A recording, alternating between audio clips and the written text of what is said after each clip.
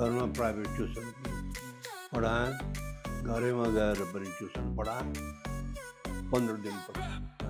अन्तिम अवस्थामा पनि उहाँहरू भेट हुने, अब उहाँहरू भेट भएर अब जब यहाँ धर्म भक्तलाई समातिसकेको थियो अनि त्यसपछि अब धर्म भक्तलाई समातिसकेपछि तपाईँले फोटो देखाएको थिएन, प्रशान्त देखा गान्धी ग्याप लगाएको फोटो पनि गङ्गालाल भन्नाले कपाल फुटो पहिलो त थियो, अहिले दाग छैन, खासमा छैन। अनि उसलाई पकड्न आउँदाखेरि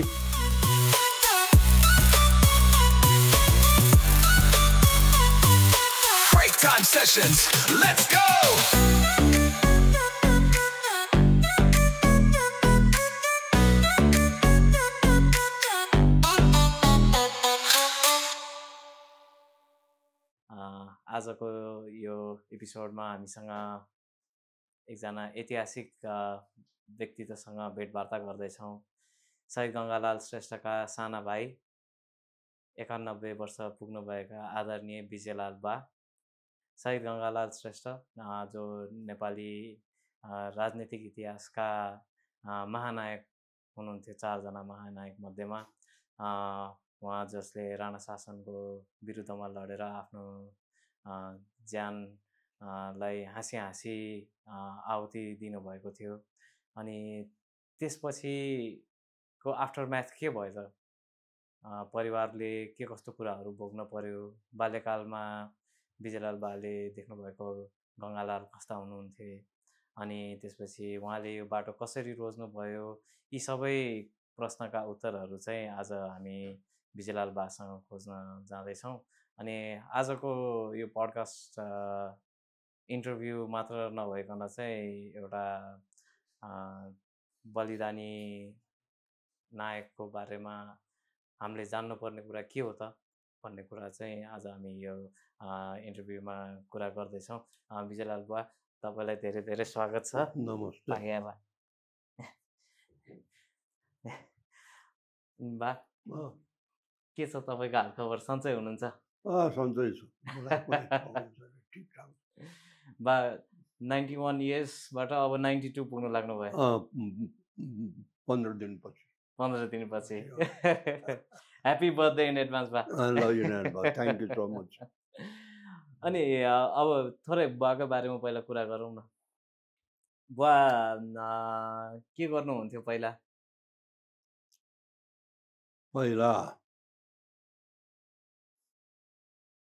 यो कामको बारेमा काम के गर्नुहुन्थ्यो? टिचिङ। म 7 क्लास पढ्दाखेरि एकजनालाई मैले ट्युसन लिएको थिएँ, मोहम्मद अशफाक। महिनाको 2 रुपियाँ कि त्यति बेला मेरो खर्च टर्थ्यो। महिनाको 2 रुपियाँले है? त्यो गर्थ्यो। अन्त टिचिङमा त हाम्रो कसरी अब गङ्गालाल, पुष्पलाल, गौरीलाल, जयरीलाल, म त्यति बेला कामै के थियो र, जागिर दिने कसैले होइन, जागिर अपर्च्युनिटी आजको जस्तो यस्तो केही थिएन, लिमिटेड होइन। त्यस कारण चाहिँ एउटा अब 1-2 शुल्क कहिले ट्युसन पढायो, कहिले स्कुलमा गयो, टोलमा भने जस्तो एजुकेटेड मान्छेहरू कहाँ केटाहरू जम्मा गऱ्यो, त्यहीँ पनि पढाउँथ्यो। पछि चाहिँ 2-4वटा त्यस्तो भएर चाहिँ साङ्गलिन्ज हाई स्कुल पनि उभो, गभर्मेन्टको नरहेकन अरूहरू छन्। मेनली चाहिँ मैले चाहिँ म्याट्रिक पास गरिसकेपछि टिचिङै गरेँ, स्कुलमा पनि पढाएँ, घरमा प्राइभेट ट्युसन पनि पढाएँ, घरैमा गएर पनि ट्युसन पढाएँ। मेनली चाहिँ त्यो त्यसपछि नेपाल ब्याङ्कका काम गरेँ। ब्याङ्कमा पनि त्यसो दिने त होइन। एकजना गङ्गालालको साथ क्लासहरू रहेछ अथवा साथी परीक्षित नरसिंह राणा, उहाँ ब्याङ्कको डाइरेक्टर थियो, त्यसले अर्थ सचिव थियो। अर्थ सचिवको नाताले ब्याङ्कको डाइरेक्टर पनि हुने। उहाँलाई मेरो बाले चिनेको रहेछ। अनि उसलाई भन्यो, उनीहरूलाई हुन्छ पठाइदिनुहोस् भरे एक वर्ष चाहिँ पठाइदियो। उसले भेट्यो अनि उसले भनिदियो, रिटर्न टेस्टमा दियो। रिटर्न टेस्टमा राम्रै दियो। मलाई अहिलेसम्म चाहिँ इलेक्ट्रिसिटी बारे कुरा थियो। त्यति बेला मलाई के थाहा थियो भने पढाएको थिएँ सोभियत युनियनमा, सोभियत रसमा 5 वर्ष योजनामा इलेक्ट्रिसिटी भएपछि त्यहाँको डेभलपमेन्ट राम्रो भयो भने कहीँ पढाएको थिएँ। ब्याङ्कको उसमा पनि इलेक्ट्रिसिटीको बारेमा जाँदा त्यही मजाले लेख्थेँ। पढेर लेखेर मात्र पनि कसैको आशीर्वाद पनि चाहिने, चिनिया मान्छे चाहिने। त्यसमा ब्याङ्कमा 3-4वटा ऋण थियो क्यारे परीक्षित नरसिंहले भने आउने म ब्याङ्कमा जागिर गएँ। 3 वर्ष जति त्यहाँ हुँदैन। त्यसपछि चाहिँ अनि डब्लुएचओको भ्याकेन्सी आयो, त्यसमा एप्लाई गरेँ।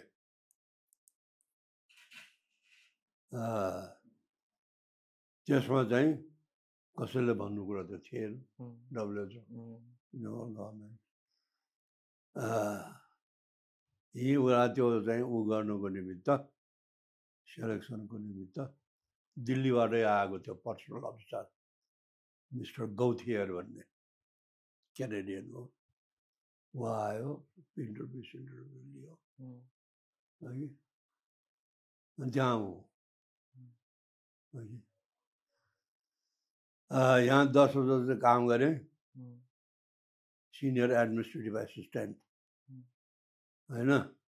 कारिन्दाबाट अफिस सेक्रेटरीबाट सिनियर एडमिनिस्ट्रेटिभ एसिस्टेन्ट है। त्यसपछि टाइम्स अफ इन्डियामा एडभर्टाइज आयो डब्लुएचओको कि 3 पोस्ट चाहिने, एउटा नेपालको निमित्त, एउटा थाइल्यान्डको निमित्त, एउटा श्रीलङ्काको निमित्त। 3 जना एडमिनिस्ट्रेटिभ अफिसर भन्ने नेपालका 1 जनाहरू मेरो साथीहरूले पनि गरेका थियो। त्यहाँ अप्लाई गरेँ, त्यहाँ चाहिँ चुनियो है। तर त्यो धेरै पछाडि करिब 1 वर्षपछि नाउँ निस्क्यो। मैले त बिर्सि पनि सकेको थिएँ है। पछि चिठी आउँदाखेरि पो झसङ्ग भयो। मेरो बस भनौँ कोरियन थियो, डाक्टर पिटर किम। उसले कङ्ग्रेचुलेसन भन्यो। किन वाट वाट ल त त सेलेक्ट भइस के भयो? आई अलमोस्ट फर्गट भन्ने। अनि 1 जुलाई 1975 देखि होइन, 75 होइन, 75 मै हो ब्याङ्कक मेरो ड्युटी स्टेसन त्यहाँ हो। ब्याङ्कमा 5 वर्ष काम गरेँ। त्यसपछि ट्रान्सफर हो बङ्गलादेशमा।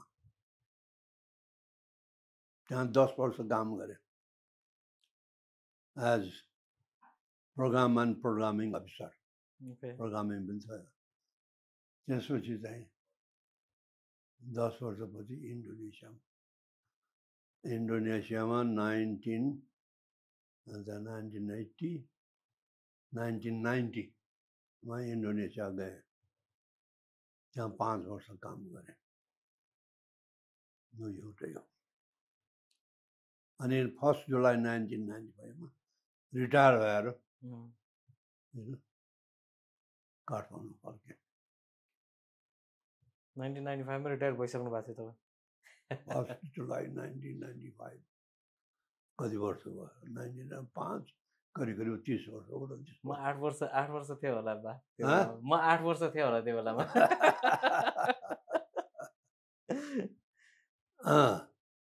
अब एउटा कुरा आइहाल्यो, परिषद नरसिंहले उ गरेको।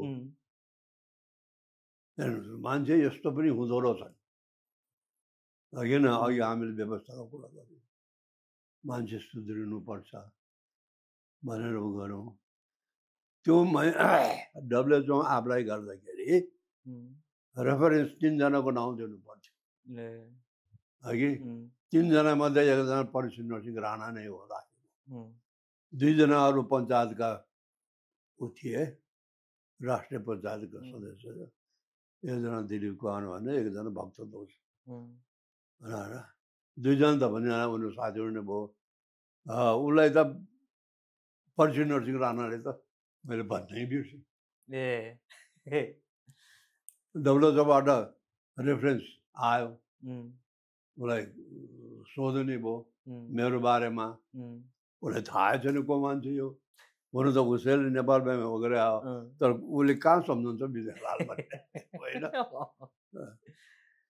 अनि भित्रबाट म त्यति बेला चाहिँ नरदेवी बस्थेँ। भित्रबाट चाहिँ एक बिहान नरदेवी आइपुग्यो मेरो डेरामा। ऊ देख्ने बित्तिकै मलाई त अचम्मै लाग्यो, के हो किन हो। नमस्ते गरेँ, स्वागत सत्कार गरेँ। अनि उनले पनि कुरा गरे, मैले पनि कुरा गरेँ।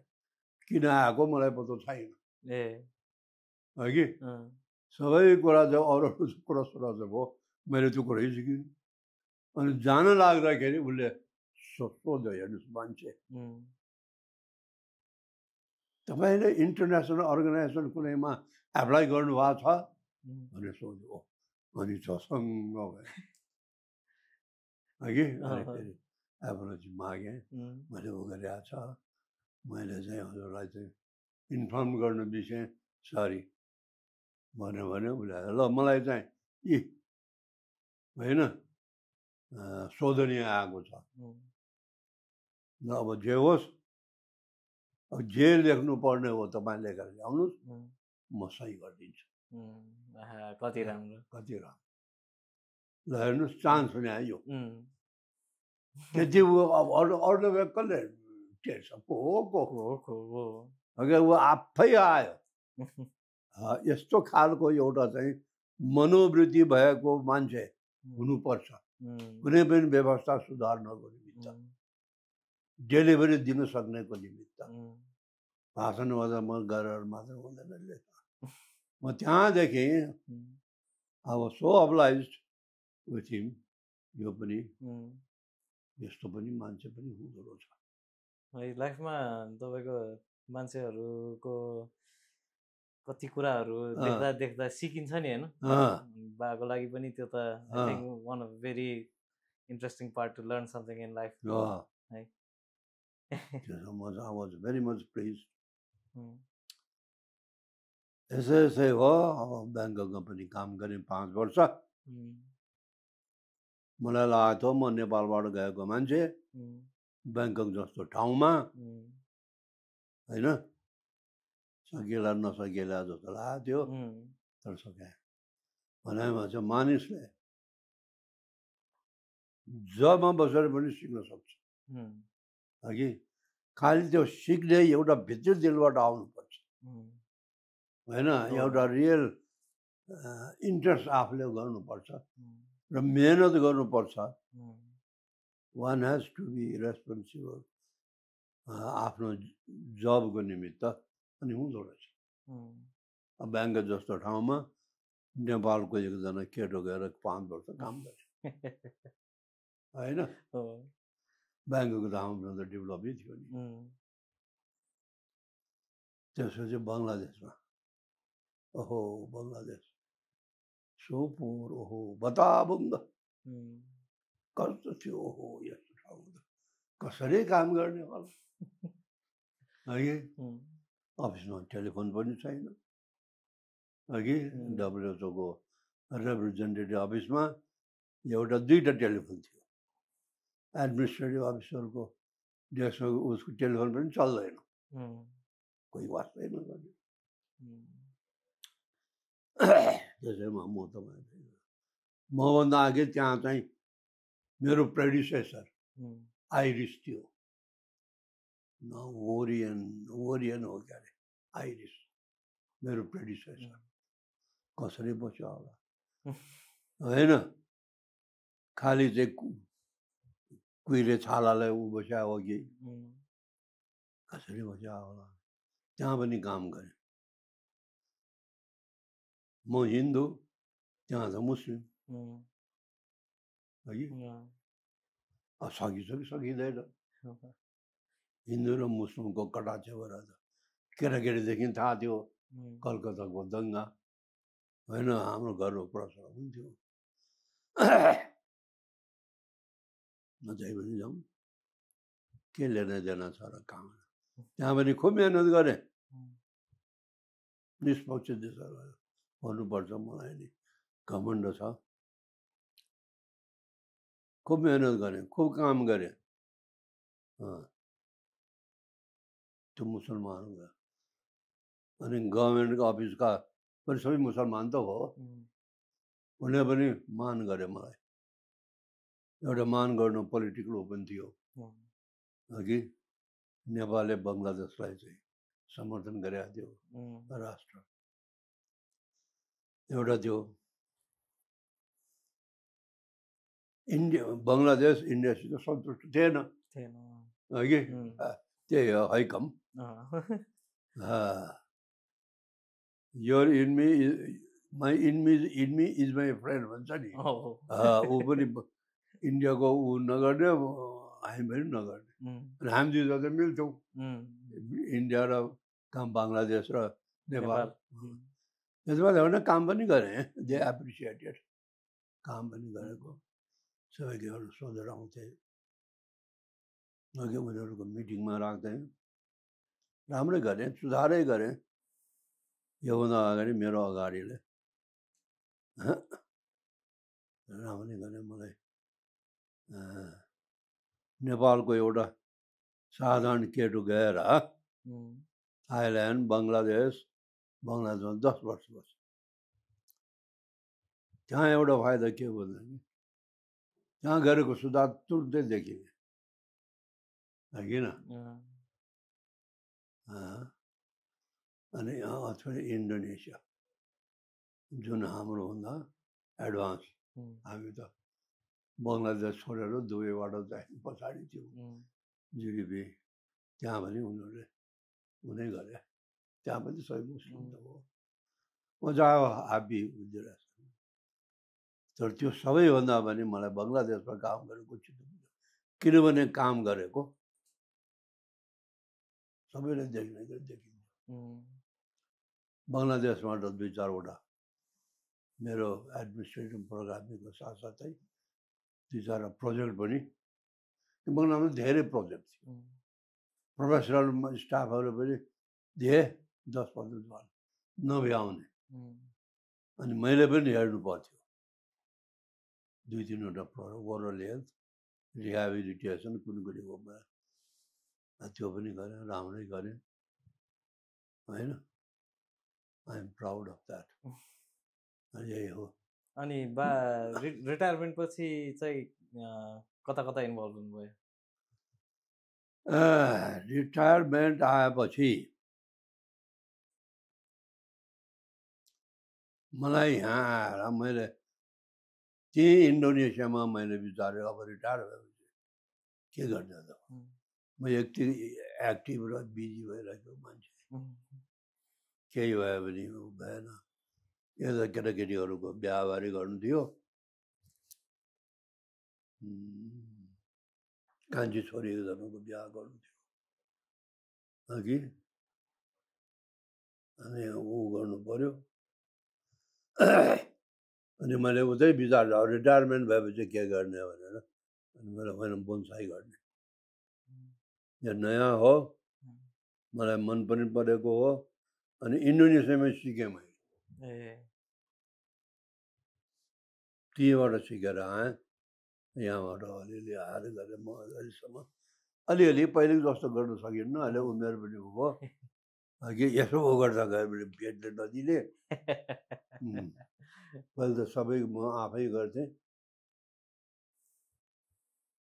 गाउँदासम्म उचाल्ने अहिले चाहिँ एसिस्टेन्ट नभइकन हुँदैन बोन्साई पनि एकदम मजाको रहरकै चिज हो है अनि तपाईँ मैले बुझेसम्म बोन्साई एसोसिएसनको फाउन्डर पनि हो होइन हो बोन्साई अब बुढा भयो संस्थाको नाउँ है Nepal bonsai and conservation Nepal bonsai and conservation Nepal bonsai and conservation society NEPCOS छोटकरीमा अहिले सम्झेँ म चाहिँ फाउन्डिङ प्रेसिडेन्ट हो म फाउन्डिङ प्रेसिडेन्ट भयो कमिटीमा एकजना बोटानिस्ट डाक्टर आनन्दराज जोशी त्यही पाटनको मङ्गलराज जोशी छ नि सो उसकै छोरो एउटा उसकै स्वास्नी हो के हो ऊ पनि बोटानिस्ट हो एकजना वासुदेव ढुङ्गाले पनि इन्ट्रेस्ट लियो वकिल हो अनि अर्को दुई चारजना गऱ्यौँ 3 पटक त हामीले चाहिँ नेपालमा पहिलो पटक अल नेपाल बोन्साई गऱ्यौँ नि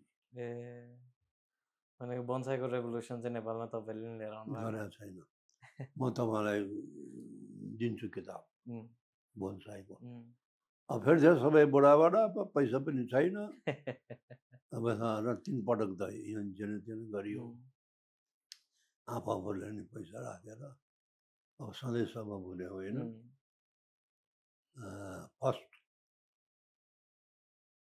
एक्जिबिसन रेडिसन होटलले स्पोन्सर गर्यो सेकेन्ड अन्नपूर्ण होटलले स्पोन्सर गर्यो थर्ड चाहिँ साङ्ग्रिला होटलले स्पोन्सर गर्यो त्यतिबेला मान्छेहरू पनि मर्न थाले त्यही हो ट्रेनिङ पनि दिए ठिकै छ अनि अब गङ्गालाल शहीद गङ्गालालको कुरा गर्ने बेलामा बाल्यकालमा अब शहीद गङ्गालाल शहीद हुने बेलामा बा कति वर्ष हुनुहुन्थ्यो? उहाँ 75 म कति म 5-6 वर्ष हुनुहुन्थ्यो म 91 सालको अनि तपाईँको सम्झनामा चाहिँ रामेछापको भङ्गेरीमा तपाईँको बाल्यकालको घर होइन अनि त्यसपछि गङ्गालाल त्यो बेलाको सम्झना कस्तो छ तपाईँलाई? रामेछाप यिनीहरूको मेरो सम्झना छैन हामी त्यहाँ जन्मेका होइनौँ रामेछापमा जन्मेका गौरी गङ्गालाल र पुष्पलाल हो कि मेरो बा चाहिँ त्यहाँ मालको हाकिम हुनुहुन्थ्यो त्यो सन्दर्भमा अघि गएको हो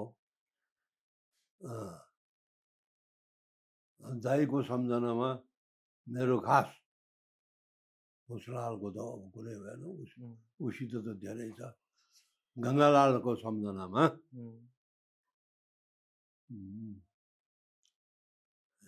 1-2वटा छ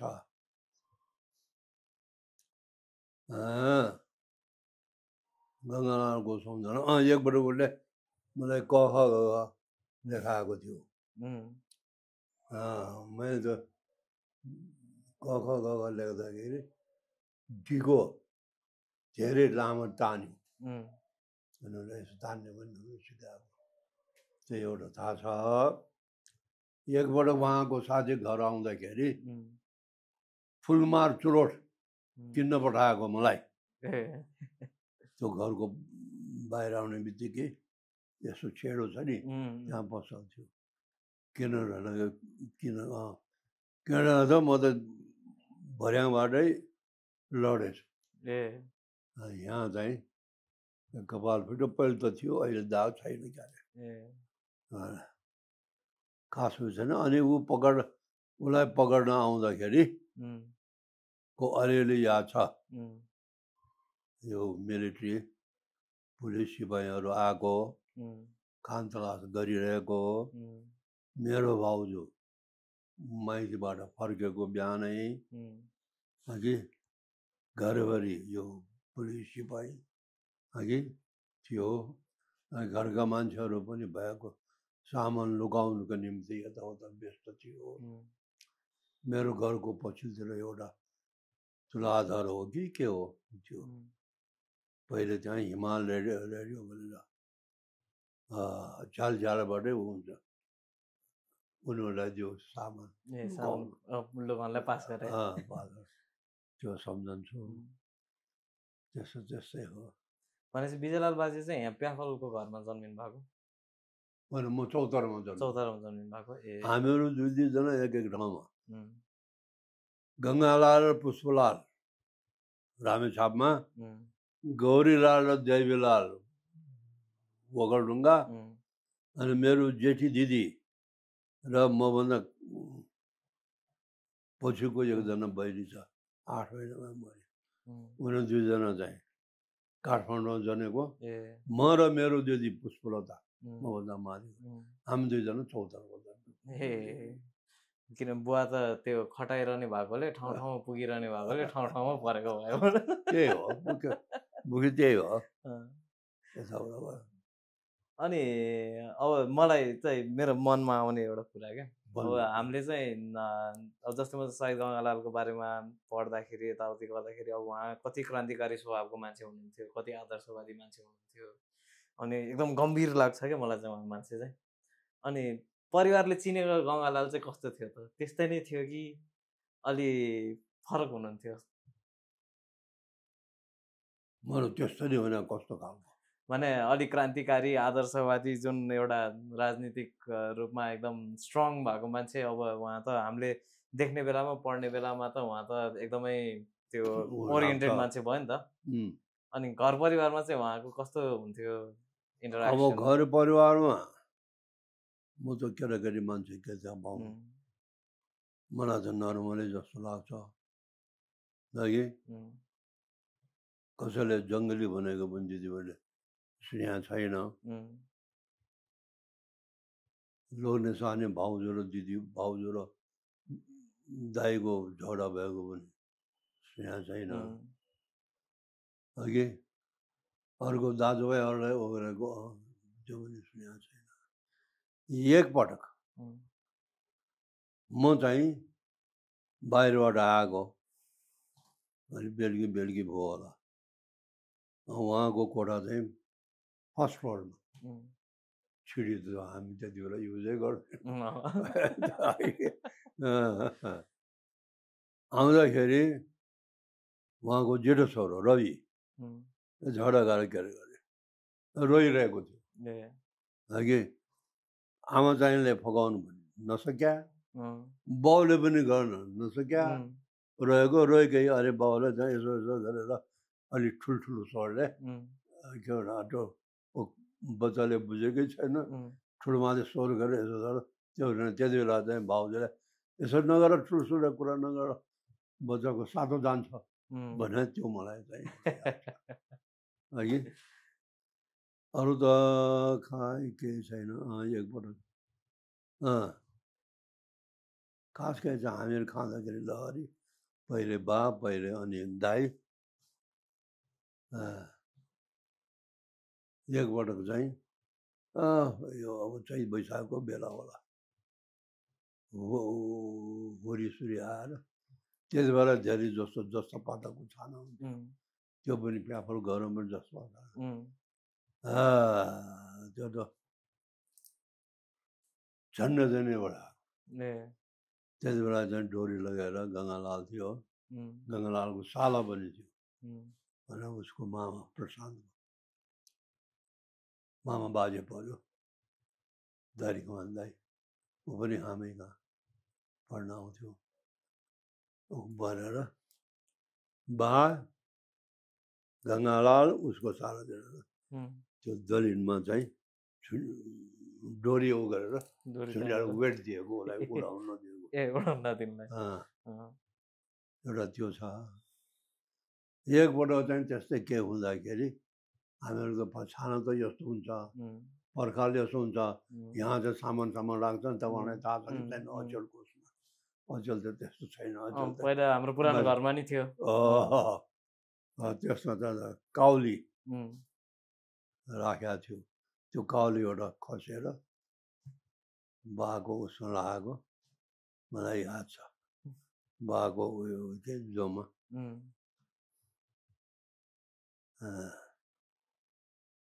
अरू खास केही छैन। अब बालाई गङ्गालाल, सायद गङ्गालाल चाहिँ राजनीतिमा कसरी लाग्नुभयो, अनि उहाँ चाहिँ आफूलाई चाहिँ परिवर्तनमा ल्याउने त्यो एउटा मिसन कसरी इस्टाब्लिस गर्नुभयो उहाँले आफूमा भन्ने कुरा चाहिँ बालाई कस्तो लाग्छ? यो चाहिँ गहन विषय हो। कसरी त्यो जुडिसहरू लाग्यो होला राजनीतिमा एकाएक। अघि नै भएन चाहिँ एउटा चाहिँ कलकत्तामा पढेको, उसले एउटा तपाईँले फोटो देखाएको छैन अस्ति मैले, प्रशान्त देखा, गान्धी क्याप लगाएको फोटो पनि छ गङ्गालालको, अघि भन्नाले त्यसबाट पनि इन्सपायर हो। भगत सिंह वीरै हो, उसले पनि माफी मागेन, अघि एउटा त्यसबाट पनि उँभो होला। अनि अर्को मैले भने नि जेनेटिक पर्कुलेसन होइन, पृथ्वीनारायण शाहसित लड्ने धन्वन्तरी काजीको उसमा, मेरो विचारमा धन्वन्तरी काजी हाम्रो 8-9 पुस्ता होला, 7सम्म त रिकर्डै छ, अघि किनभने हाम्रो बाजेहरूको नाउँ कसैको जीव नारायण छ, कसैको जयवीर छ, अघि र त्यति बेला दिवाली उदाउने हाम्रो दाई यिनीहरू पुस्ताको बाउ र हामीहरूको राजाका सन्तान हौ भनेर हामीहरूले अब बुढाहरू टन्ट लगायो दिवालीमा, भनेर त्यो हामीले सुनेको थियौँ। त्यही होला, राजा त राजा नै भएन होला, अमात्य होइन, पमा त्यो होला राजा भने, एडमिनिस्ट्रेटर भयो, त्यसबाट पनि भएको होला जस्तो मलाई लाग्छ, अघि। अनि फेरि कुनै कुनै मान्छेको इनबर्न क्वालिटी हुन्छ नि फेरि, अघि त्यो पनि होला। सिद्धिचरणले लेखेको छ, त्यति बेला हामी सिद्धिचरणले एउटा उसको कारागारको सम्झनामा के लेखा रहेछ भनेदेखि एउटा गीत लेखाएको छ, के मैले बिर्सिँदा चल नजान के छ र वर्ष चम्क युवक अब चम्कनु चम्क छाती फुकाई लम्का। यो चाहिँ गङ्गालाल र वरदराज तुलाधर दुईजनाले गफ गर्दै ऊ आएको, उसले सुनेछ, लेखकले सिद्धिचरण उसले लेखाएको छ। मलाई त्यो माहौलै त्यस्तो थियो, त्यहाँदेखि हो रामेछापको, चौतराको त्यो गरिबी होइन, सब थाहा थियो नि उसको पनि त, हृदय भएको मान्छेले त जमानाको योग माया भने आइमाईले 40 आइमाईको एकैपल्ट समाधि गर्यो, इनबर्न हुन्छ नि कुनै कुनै मान्छे, सबैमा हुँदैन, त्यो हुन्छ। मेरो त त्यो पनि हो एउटा होइन, किन गङ्गालाल त्यो उसमा चाहिँ लेखाएको छ, मिजाज के गरेको छ उसले, प्रोफेसर रामप्रसाद मानन्दर भन्ने थियो प्याफलको, राम्रो प्रोफेसर नामको अलिएको र उसले गङ्गालाललाई भन्थ्यो डोन्ट बी ओभर बोल्ड कुरा छ नि त्यस्तो अनि त्यहाँ फेरि चाहिँ अर्को क्षिति सुन्ने छ क्यारे गोकुल के हो यो सबै सिद्धि चरणले लेखेको नाउँ त सुनेको थिएँ त्यसले माई करेजियस फ्रेन्ड भन्थ्यो रे गङ्गालाललाई ऊ प्रोफेसर हो अनि एकपल्ट क्लासमा बालकृष्ण समललाई नेपाली पढाएको त्यहाँ ध्रुव हिरण्यकशिपुको छोरो ध्रुव हो हिरण्यकशिपुको छोरो ध्रुव भक्त के हो न हिरण्यकशिपु छोरा चाहिँ विष्णुको भक्त हिरण्यकशिपु चाहिँ राक्षस ऊ चाहिँ नमान्ने कि त्यस कारणले एउटा छोरालाई अचाउलाई मार्न लगाउने फ्लेममा अग्निमा राखेर होइन होलिका लगाएर ऊ गर्ने यसो गर्यो भन्दाखेरि अनि गङ्गालालले प्रश्न गर्यो होइन त्यस्तो अत्याचारको बारेमा हामी लड्ने कि नलड्ने कसरी लड्ने भन्दाखेरि बालकृष्णसँगको सल्लाह थियो पहिले आफ्नो शक्तिको लेखाजोखा गर होइन त्यो भन्ने सिद्धि चरण लेखामा ऊ त लेखक पनि रहेछ गङ्गालाल के कविता लेखेको छ उपन्यास मबाट उठेको 5-6-7वटा उसले चाहिँ ती चाहिँ पुष्पलाललाई दिएँ भनेर लेखाएको छ पुष्पलालले बेपत्ता भइसकेको छ थाहा पनि छैन है कि म चाहिँ भेराइटिज एउटा ऊ भएको रहेछ अनि केही नभएर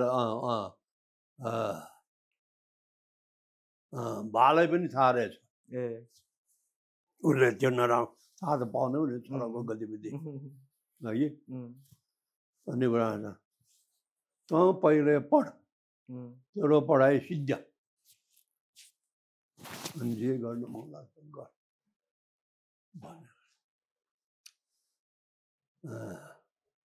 अर्को त्यति मात्र होइन उसको you was a good artist कलाकार उसले चाहिँ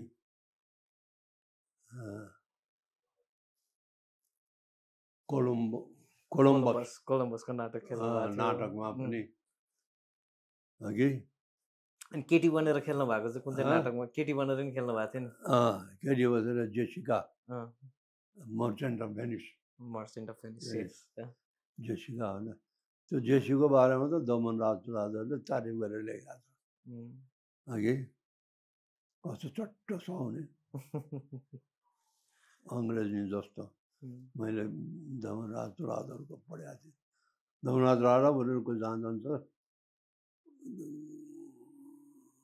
गङ्गालाल भन्दा जेठे निकै जेठो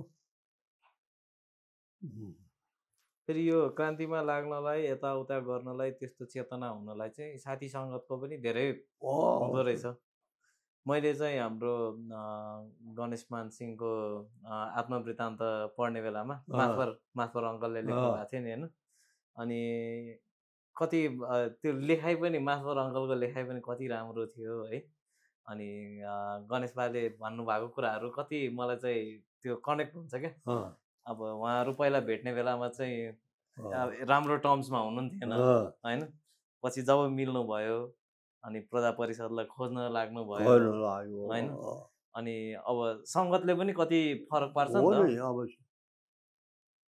दुईजना हिँड्नु खोज्यो होइन गणेशमान र गङ्गालाल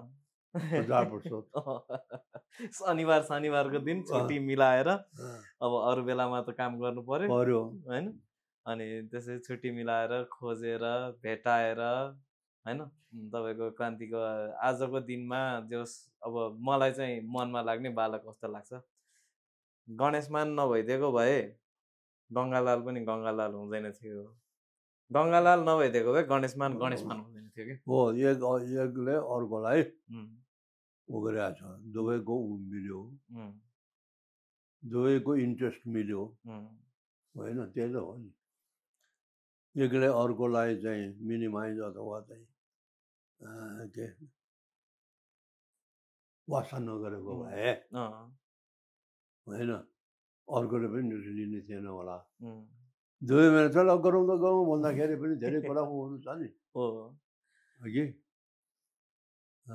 अन्तिम अवस्थामा पनि उहाँहरू भेट हुने अब उहाँहरू भेट भएर अब जब यहाँ धर्मभक्तलाई समातिसकेको थियो अनि त्यसपछि अब ल अब धर्मभक्तलाई समातिसकेपछि त अब गङ्गालाललाई नै समात्ने भइहाल्यो गणेशमानलाई नै समात्ने भइहाल्यो होइन अनि अब उहाँहरू अब ल अब के गर्ने त भनेर भन्ने बेलामा चाहिँ अनि गणेशमानलाई गङ्गालालले सोध्ने बेलामा चाहिँ अनि अब दाइ के गर्ने त हामी होइन अब यहाँ अब अगाडि अब कसरी बढ्ने भनेर भन्ने बेलामा चाहिँ गणेश बाले चाहिँ अब हामी डराएर पनि हुँदैन होइन हामी घर जाउँ हामी घर गएन भने यिनीहरूले हाम्रो परिवारलाई झन् ठुलो दुःख दिन्छ होइन पहिला परिवारलाई दुःख दिनबाट नै जोगाउँ बाँचे फेरि भेटौँला भनेर उहाँहरू छुटिनु भएको थियो होइन अनि अब यो आत्मवृत्तान्तमा लेख्नु भएको छ गणेश बाले अनि त्यसपछि अब त्यति नभइदिएको भए अब त्यो सिचुएसन नभइदिएको भए त अब उहाँहरू होइन हामी भागौँ भनेर भने भए त आजको यो दिनै आउँदैन थियो होइन अनि अर्को एउटा कुरा पनि मलाई एकदम इन्ट्रेस्टिङ लाग्ने चाहिँ अस्ति हाम्रो प्रकाशमान अङ्कलसँग कुरा हुने बेलामा चाहिँ अनि उहाँलाई गणेश बाले जहिले पनि भनिरहनु भएको एउटा चिज रहेछ क्या अनि त्यो उहाँले मलाई पनि भन्नुभएको थियो अनि उहाँहरू जुन अब त्यो पछि यता सिंहदरबारमा लगेर बन्दी गरेर राखेको अवस्थामा अब गङ्गालाललाई त धेरै यातना दियो होइन अनि अब लास्ट टाइम गणेश बाले त्यो बेलामा देख्ने बेलामा चाहिँ तपाईँको गङ्गालालको चाहिँ त्यो जिउ नै सुन्निएर चिन्न नसकिने जस्तो भएर मुख यत्रो सुन्नेर बसिरहेको बेलामा अनि पिसाब फेर्न जाने बाहना मिलाएर चाहिँ उहाँहरू ठ्याक्क भेट हुने बेलामा चाहिँ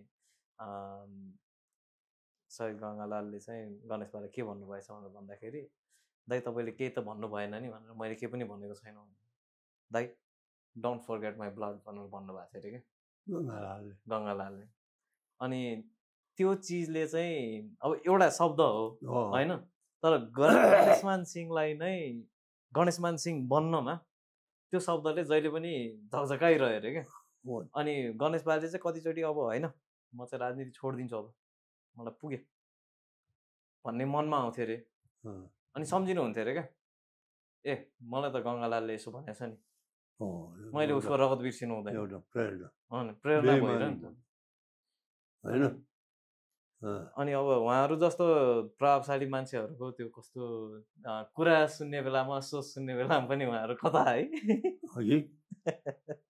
आँगै सिरिङ हुन्छ अन्त नि सम्झँदा अनि तपाईँलाई जस्तै अब अर्को एउटा मलाई सोध्नै मन लागेको चाहिँ जस्तो मृत्युदण्डको जब कुरा आयो नि होइन अनि त्यो बेलामा चाहिँ परिवारमा चाहिँ के भएको थियो त अब कस्तो मनको अवस्था कस्तो थियो परिवारको त्यो बेलामा होइन म त केटाकेटी थिएँ अघि 5-6 वर्षको के तर मलाई याद छ जुदु शमशेर यता नागार्जुन दरबारमा उनीहरूको के मिटिङ थियो त्यति बेला म पनि गएको थिएँ भाउजू यिनीहरू चाहिँ त्यो राणाहरूलाई उ गर्न त्यतिसम्म थाहा छ अरू चाहिँ थाहा छैन अनि एउटा कुरा अर्को याद भएको गङ्गालालको सासू बिहान सवेरै हुन जस्तो बाघ आउनुहुन्थ्यो दुईजना सम्झे ससुरा त थिएन गङ्गालालको अघि बाह्र गङ्गालालको सासू के सासू के गर्ने कसो गर्ने भन्ने ऊ पनि सासू पनि अब मन चाहिँ थिर थिएन नि अब ज्वाइँ जान लाग्यो कसो गर्ने भनेर आउन त्यो जुन छ अरू चाहिँ मलाई खास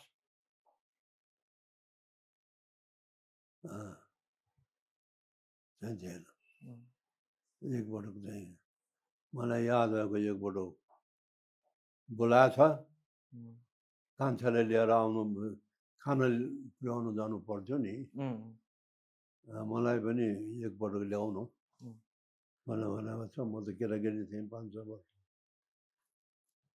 बिहान गएँ किन म त खाली हात गएको खाली हातलाई पठाएन है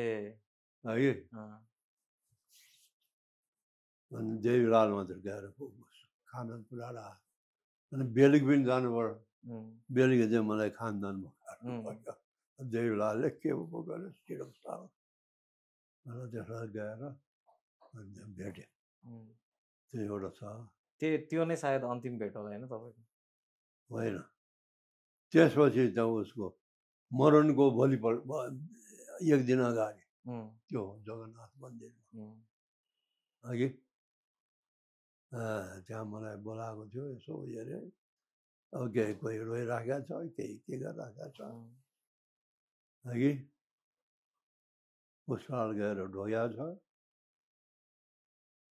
त्यस्तै त्यस्तै हो त्यो यता दिदी र बजाइ मेरो आमाको आमा है रहिरहेको छ कोही त्यो उसमा लडीबडी खेलिरहेको छ त्यति हो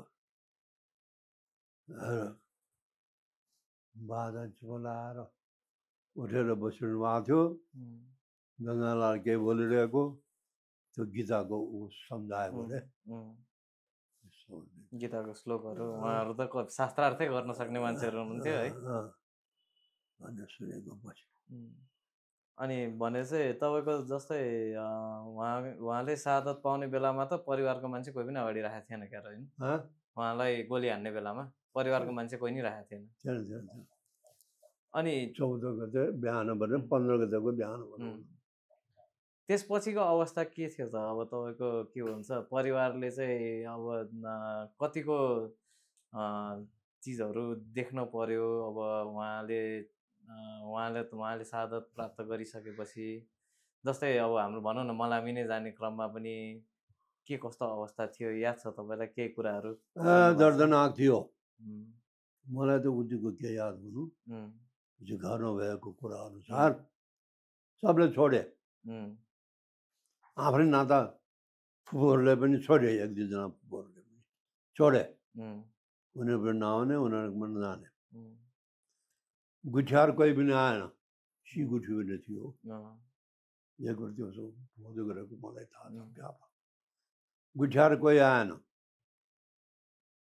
लास त उठाउनु पर्यो अनि को भन्दाखेरि एकजना मेरो कान्छा भएको सम्झी जुक्तमान यो मैले कसरी थाहा भने पुष्पालले भनेको हुनाले हो एकजना शिवकुमार मामा शिवकुमार भने बाको कारण थियो चौतरामा हामी पनि चिन्थ्यौँ एकजना आनन्द राम श्रेष्ठ ऊ जेठी फुपूको जेठो छोरो एकजना चाहिँ हाम्रो परराष्ट्रविद हिरणीलाल श्रेष्ठ उसको चाहिँ कान्छा बाउ तुतुभाइ मेरो भिनाजुको साथी यो 4 जना मिलेर सब उठाएको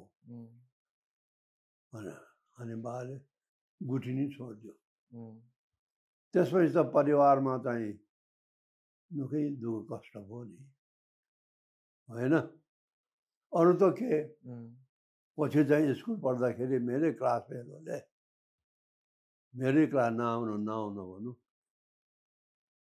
हामीहरू 7 क्लास हो कि 8 क्लास मिल्ने साथी उसलाई चाहिँ उसको बाउले के भन मसित धेरै नजिक नहो भनेपछि त्यति बेला कस्तो कङ्कालाई भयो अघि म अझै सम्झु उसको बाउ त्यो मिल्ने साथी हो उसको बाउ पनि चिन्छु अहिले आएर फेरि उसको परिवारसित पनि अलिअलि नजिकिएँ है यसो यसो हुँदो रहेछ के हुन्छ कस्तो हुन्छ भने थाहा थिएन अनि त्यस्तो उहाँको अब तपाईँहरूलाई राम्रोसँग तपाईँहरूले एउटा रिकग्नाइजेसन पाउनु भएको चाहिँ कहिलेबाट थियो याद छ तपाईँलाई? अब चाहिँ यो चाहिँ शहीदको परिवार हो होइन भनेर रिकग्नाइजेसन 7 सालपछि नै होइन, 7 सालपछि नै, त्योभन्दा अगाडि थियो। शहीद दिवस मनाएको 7 सालपछि, 8 सालदेखि 8 सालमा त्यस्तो हुँदो रहेछ। मैले त न देखाएको छु, न गङ्गालालले बोलेको भाषण सुनेको छु, न केही छु। 2008 सालमा उनले मेरै टुनखेलको खरीको बोर्ड नि चाक्लासीमा हुन्छ नि, त्यहाँ शहीद दिवस मनाएको। मैले त बिर्सिसकेँ। खड्गमान मास्टर अफ सेरेमनी थियो, महेन्द्र त्रिभुवन यिनीहरू सब थिए, अरू को थिए। एनाउन्स गर्ने उद्घोषक चाहिँ खड्गमान सिंह बस्नेत। अनि चाहिँ शहीदको परिवारबाट भनेर एकजनालाई बोलाउनु भयो। को हो त्यो? सायद धर्मभक्तको छोरी हो कि रहेन। म पनि गएँ अघि, मैले भन्छ उसले बोलेपछि म पनि शहीदको भाइ हुँ बोल्न गएँ। अब मेरो दादा फेरि त्यति बेलासम्म 8औं सालमा त कम्युनिस्ट भइसकेको, जनरल सेक्रेटरी।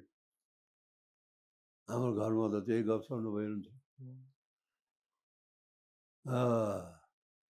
अनि मैले त त्यही बोल्न थालेँ, शहीदको सपना पुरा भएको छैन, यस्तै खालको के भन्दा होला अब एक्सटेम्पोर टुनखेलमा बसेर बनामतीको उठेर गएको। त्यहाँ चाहिँ खड्गमानले नबोलो सिद्धियो भनेर भन्थ्यो। कहाँ अब खड्गमानलाई कसले टेर्नु? अनि खड्गमानले मेरो मुख यसो बन्द गर्न आयो। मैले यसो गरेर उ गरिदिएँ गर्दा त्यसपछि चाहिँ अनि खड्गमानको विरोधमा त्यत्रो भिड जाग्यो। खड्गमान जाकी त्यहाँ धर्मराज थापा आएर गीत गायो, शान्त भएन। अरू वस्ताहरू छ नि कलानाथ पहिले आमसँग गर्दाखेरि बाजा हार्मोनियम मान्छे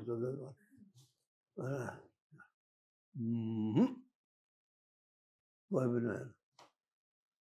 अनि मै आएर चाहिँ ऊ भनेपछि अनि चुप लाग्यो। अनि फेरि मैले बोल्नु ऊ गरेँ। यो चाहिँ मैले बोलेको थाहा उहाँ यो 2-4 वर्ष भयो, 5-6 वर्षै पुग्यो अरे। एकजना मान्छेले लेखेको रहेछ संस्मरण कान्तिपुरमा तेजेश्वर बाबु गोङ्ग भन्ने नाम सुन्नुभएको छ? छैन। संस्कृतविद हो, भक्तपुरको। उसले लेखाएर एकजनाले त्यो बारेमा मेरो त्यो कहाँ भयो त्यो लाल भन्ने त उसले राम्रो लेखाएको छ। विजयलाल पो रहेछ फल्नाको भाइ। 8 साल मलाई 10 सालमा त के हुन्छ म त्यस्तो आउँदो रहेछ। अब यो त तपाईँको रगतमै आएको कुरा, क्रान्तिकारी स्वभाव त हुनै पर्यो होइन।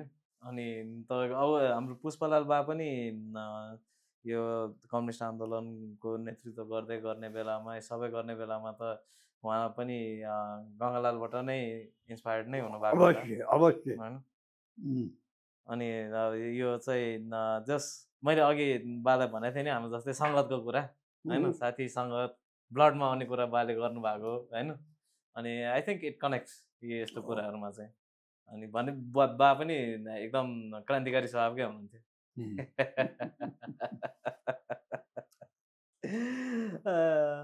अब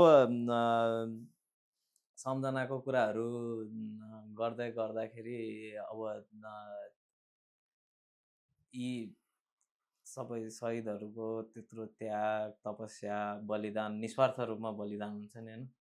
उहाँहरूको मैले बुझेको हिसाबमा आजको दिनसम्म मैले पढेको हिसाबले बुझेको हिसाबले उहाँहरूको सपना धेरै ठुलो पनि थिएन तर ठुलो थियो क्या हैन। सबैले शिक्षा पाओस् हैन, समान स्वास्थ्य को मौका पाओस् हैन, अनि सबैको तपाईँको के भन्छ रोजगारीको ग्यारेन्टी होस् हैन, अनि सबैले बोल्ने स्वतन्त्रता पाओस् हैन, महिलाहरूलाई गरेको व्यवहारहरूलाई चाहिँ अब त्यसलाई चाहिँ समानताको रूपमा लिएर जानुपर्ने कुराहरू अब त्यो सबै उहाँहरूले गर्न त भयो हैन, देशमा परिवर्तन पनि आयो। अब बाले चाहिँ आजको युवाहरूले चाहिँ गङ्गालालबाट चाहिँ के चाहिँ सिक्न सक्छ त? आजको युवाहरूले गङ्गालालबाट चाहिँ के सिक्नुपर्छ जस्तो लाग्छ बाले? अब उनीहरूलाई गङ्गालाल केको निम्ति उभिएको थियो, गङ्गालालको मिसन के, त्यो मिसनलाई पुरा गर्न गङ्गालालको मिसन भने भर्खर तपाईँले भने जस्तै होइन, भाषण होइन रासन चाहियो भनेर आज व्यवस्था डेलिभरी नै गर्न सकेका छैन होइन। डेलिभरी दिन सके मान्छेले जस्तो मेरो एकछिन भयो नि बङ्गलादेशमा मैले राम्रो गर्नु सकेँ, अर्डर गर्नु सकेन, किन यस्तो अवस्था त्यहाँ थियो कि केही छट्ट गरे पनि देखिने त्यस्तो गए गुज्रेको अवस्थामा यहाँ पनि त्यस्तै। त्यस्तो ठाउँमा अघि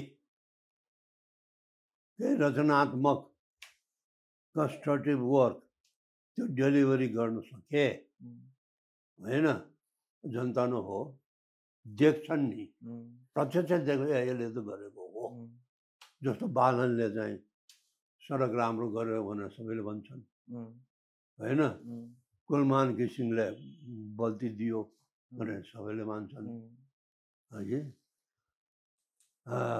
त्यो ओलीले भाषण गरे जस्तो त्यो गरेर त के म पनि घुस खान्न, म कसैलाई घुस खान्न भनेर भन्न त भनिरहेको छ। घुस जुनसुकै बेला हेर्नुहोस्, जुनसुकै पेपर हेर्नुहोस्, घुसको खबर छ अघि। त्यसरी त हुँदैन नि। त्यहाँका शहीदको मिसन भने के हो तपाईँले भने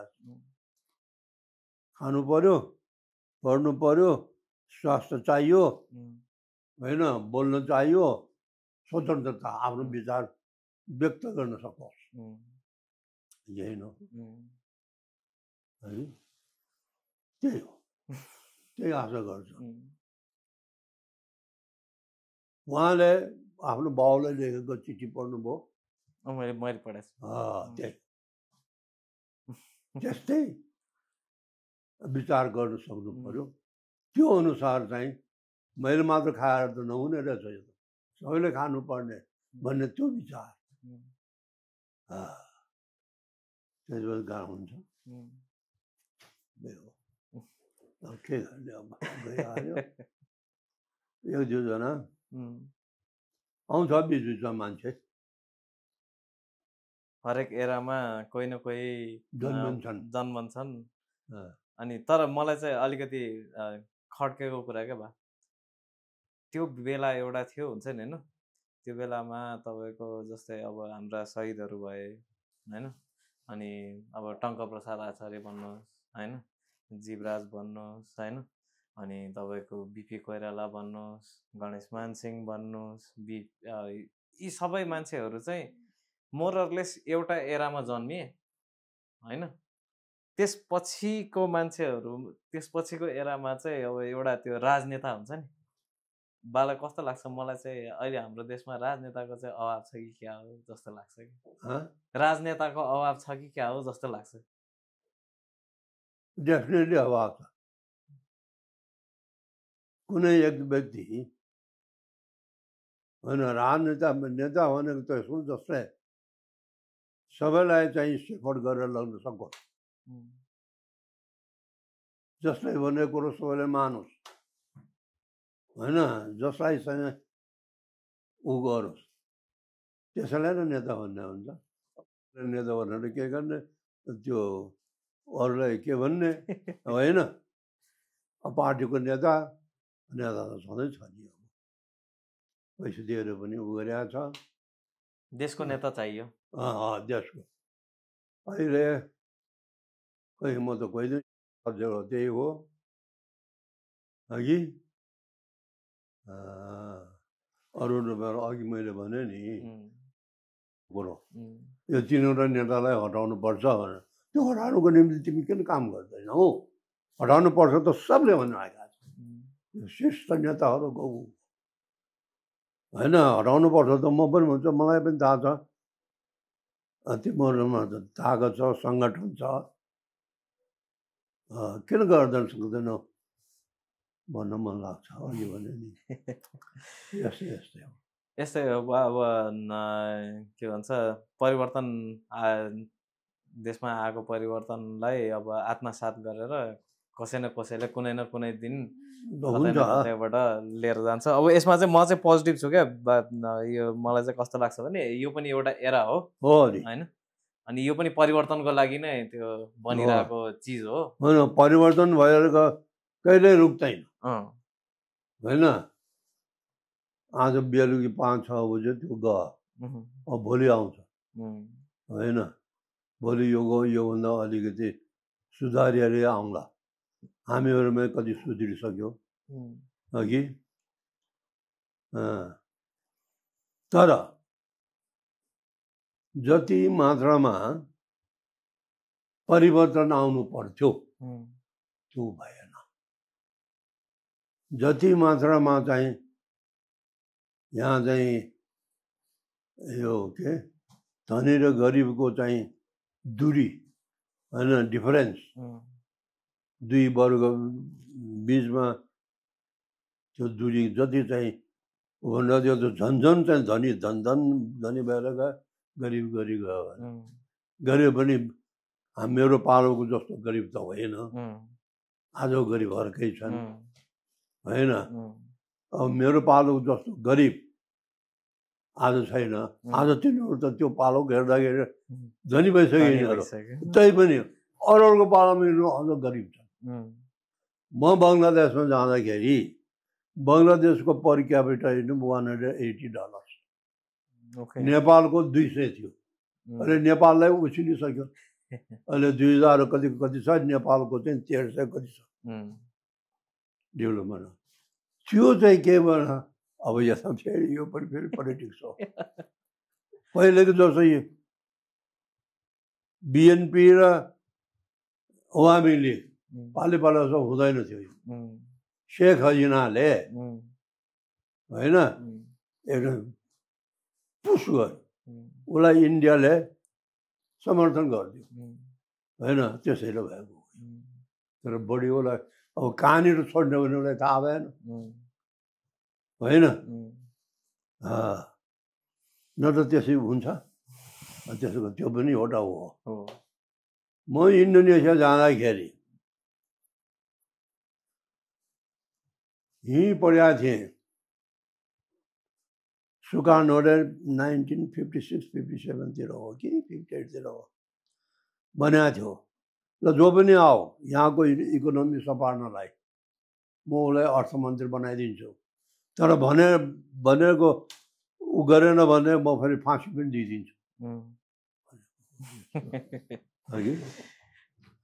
45 मा आएको उसले शासन हटाएको, मैले पढेको 57 होला। इन्डिया जानुभन्दा कस्तो देश होला त यो भनेर गएको देश त अर्कै रहेछ। ऊ पनि त डिक्टेटर हो, स्वार्थ। त्यसकारण हामी जस्तो छ उसमा प्रजातन्त्र पनि हद हुन्छ, त्यसलाई पनि अलिकति लगाउनु। प्लेटोले फिलोसफर किङ भन्छ नि, त्यही हो। धन्यवाद भयो। अनि अब आज यो हाम्रो एपिसोडभरि हामीले टेबलमा एउटा यो पुरानो किताब एउटा राखिरहेको थियौँ यहाँ है। अनि पुरानो किताब के होला जस्तो लाग्यो सबैलाई, तपाईँहरूलाई पनि लाग्यो होला। यो चाहिँ शहीद गङ्गालालले आफैले चलाउनु भएको डिक्सनरी। अनि यो डिक्सनरीको कहिले आएको थियो भन्दाखेरि चाहिँ यो फर्स्ट यो यसको एडिसन कति हो यो फर्स्ट सेकेन्ड भनेपछि यो सेकेन्ड एडिसन होला होइन यो भनेको 1929 अनि यो डिक्सनरीले शहीद गङ्गालाललाई साथ दिँदा विजयलाल बुवालाई पनि धेरै साथ दियो यो डिक्सनरी विजयलाल बुवासँग पनि घुम्यो कतिवटा देश घुम्यो 20 वर्ष घुम्यो नि म 20 वर्ष घुम्यो तपाईसँग है 3वटा कन्ट्री अनि विजयलाल बुवाले चाहिँ यो शहीद गङ्गालाल फाउन्डेसनलाई यो चाहिँ हामीलाई प्रेरणा भइरहोस् अनि त्यसपछि जहिले पनि मार्गदर्शन होस् भनेर एउटा प्रेजेन्ट दिनुभएको छ यसको लागि पनि बुवालाई धेरै धेरै धन्यवाद अनि अनि अब बुवालाई अब अन्तिममा हाम्रो एउटा सानो सेगमेन्ट छ यो हाम्रो पडकास्टमा चाहिँ यसलाई ब्रेक टाइम ब्यान्टर्स भन्छ अनि यसमा चाहिँ म बालाई छोटो छोटो क्वेसनहरू सोध्छु बाले मलाई छोटो छोटो जवाफहरू दिनु होला है त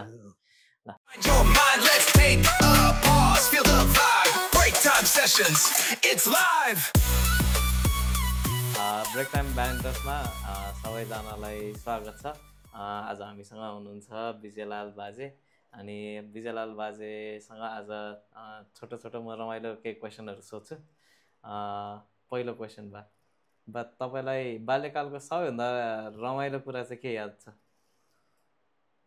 बाल्यकाल मलाई रमाइलो खेल्ने फुटबल खेल्ने पाङ्ग्रा कता को राम्रो अनि तपाईँलाई अर्को क्वेसन भयो तपाईँलाई शहीद गङ्गालालको तपाईँले सम्झिनु भएको सबैभन्दा रमाइलो बानी के थियो शहीद गङ्गालालको तपाईँले सम्झिनु भएको सबैभन्दा रमाइलो बानी चाहिँ के थियो सबैले सम्झना होइन गङ्गालालको सबैभन्दा रमाइलो बानी चाहिँ के थियो तपाईँले सम्झिनु म त्यो त गरेको मेरो दाजु हो अघि एबाट पढाएको थियो त्यही चाहिँ उसको राम्रो नराम्रो तर उसले कुटेको चाहिँ मलाई थाहा छैन पिटेर चाहिँ पढाउनु भएन पिटेर चाहिँ पढाउँछ पुष्पलालले पिट्याएको छ गौरीलालले पिट्याएको छ भाइहरूलाई उसले कुटेको मलाई थाहा छैन गङ्गालालले कहिले उठ्नु भएन थाहा छैन त्यो पनि उहाँको राम्रै बानी भयो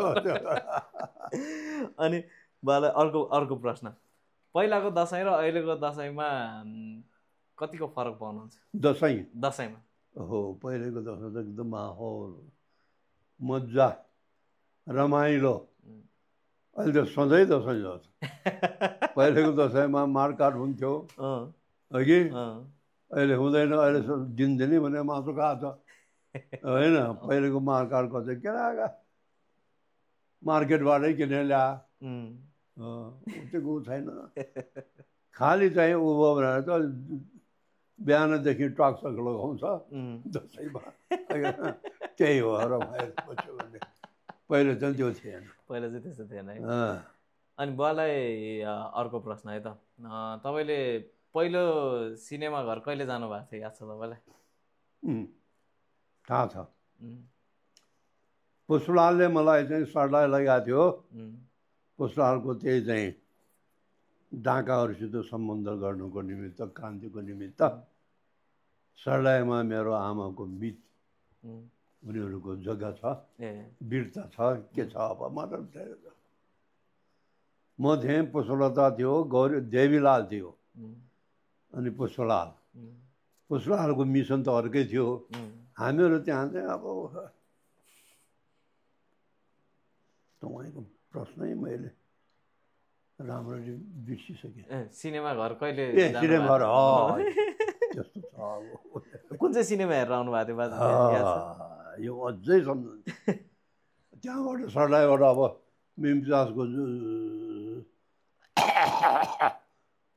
छुट्टी सिद्धियो काठमाडौँ खानु आउनु पर्यो वीरगन्जमा आएपछि अघि अनि पुष्पलालले यसले सिनेमा हेरेको छैन यसलाई एउटा वीरगन्जमा पनि सिनेमा हल थिएन यसलाई एउटा सिनेमा देखाएर ले भनेर देवीलाल मेरो काइँला दाई र केशव भन्ने अर्को दाई छ दुईजनालाई मलाई लिएर गएर कहाँ त मजपुर हो कि दरभङ्गा हो कहाँ होला त्यहाँ हेरेको चाँद हुने सिनेमा चाँद को हिरो थियो बा कुनै बहादुर चाँद भन्ने त्यसलाई अझ नामी फिल्मको नाम रतन भन्ने थियो क्या करुण देवानको त्यो चाहिँ हेर्नु पाएन चाँद हेर्नु भएको थियो तपाईँले ए अब तपाईँलाई फिल्मकै प्रश्न गरिसकेपछि तपाईँको लभ म्यारेज थियो कि एरेन्ज म्यारेज थियो बा एरेन्ज म्यारेज अनि तपाईँहरूको जमानामा प्रेम प्रस्ताव चाहिँ कसरी गर्थ्यो चिठी लेखेर प्रेम प्रस्ताव चाहिँ चिठी लेखेर गर्थ्यो कि के गर्थ्यो के भेट्नु नि अब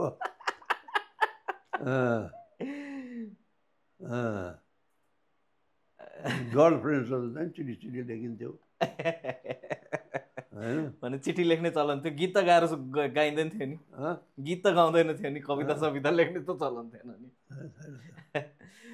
अब तपाईँलाई अर्को प्रश्न भयो तपाईँको जीवनमा सबैभन्दा तपाईँलाई इम्बारेसिङ लाग्ने होइन लाजो मर्दो तर रमाइलो घटना के याद छ सबभन्दा इम्बारेसिङ तर एकदम रमाइलो कस्तो गाह्रो प्रश्न भन्नै अप्ठ्यारो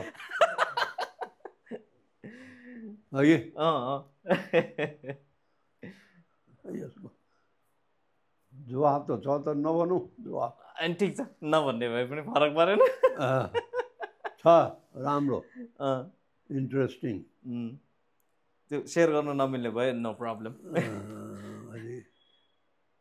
छ त्यस्तो ठिक छ तपाईँलाई अब अन्तिम प्रश्न तपाईँको जीवनमा मान्छेलाई एउटा हुन्छ नि लाइफ चेन्जिङ मोमेन्ट प्रेरणादायी क्षण तपाईँलाई चाहिँ कुन जस्तो लाग्छ तपाईँको जीवनमा प्रेरणादायी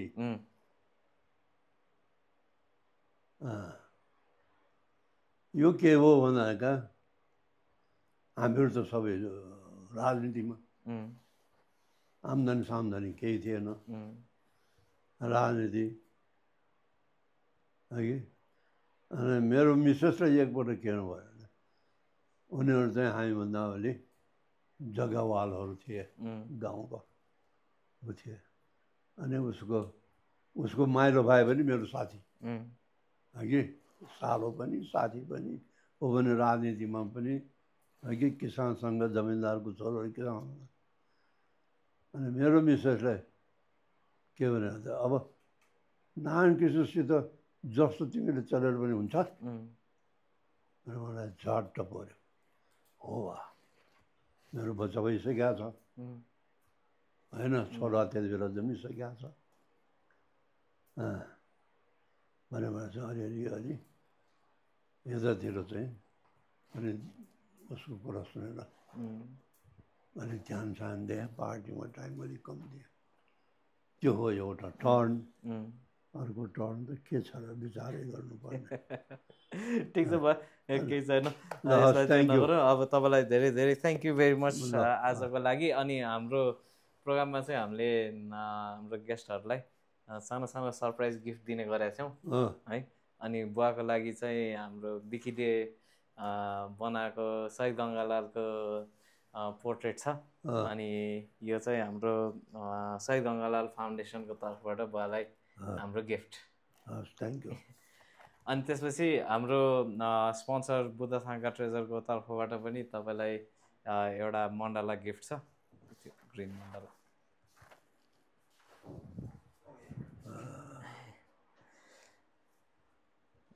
यो चाहिँ बुवालाई एउटा मण्डला हाम्रो तर्फबाट gift thank you very much for coming बा अनि त्यसपछि let me hold it for यो म समाइदिन्छु अब आज बुवासँग बसेर मिठो कुरा पनि भयो बुवासँग बसेर यो कुरा गर्ने भनेर धेरै अगाडिदेखि कुरा भइरहेको आज गर्न पनि पाइयो अनि बुवालाई चाहिँ खासमा हामीले घरमा गएर घरमै इन्टरभ्यू लिने भन्ने हाम्रो प्लान थियो अनि तर उहाँ चाहिँ 92 इयर्स ओल्ड 92 इयर्स यङ हुनुभएकोले उहाँ चाहिँ म आफै आउँछु भनेर भन्नुभयो अनि तपाईँ यति सबै हुँदाहुँदै पनि समय मिलाएर स्टुडियोसम्म आइदिनु भएकोमा पनि बालाई धेरै धेरै धन्यवाद अनि अब आज हामीले गरेका कुराहरू सायद यो शहीदको कथा अथवा शहीदको सम्झना मात्र नभइकन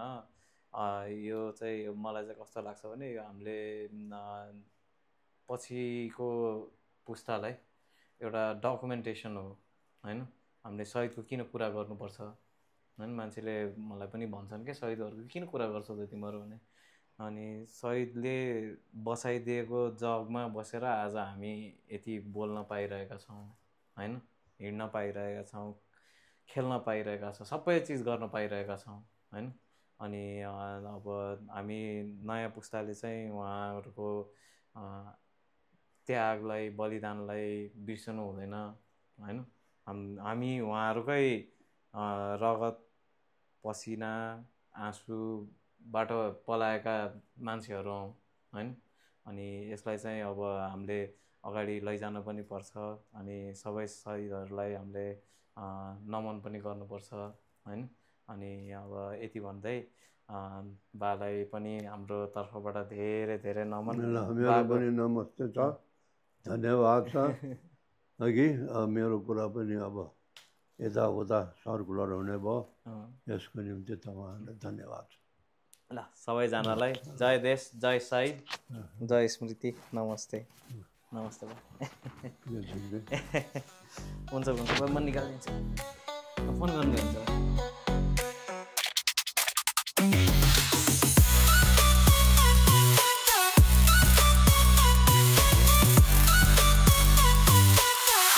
Sessions. Let's go!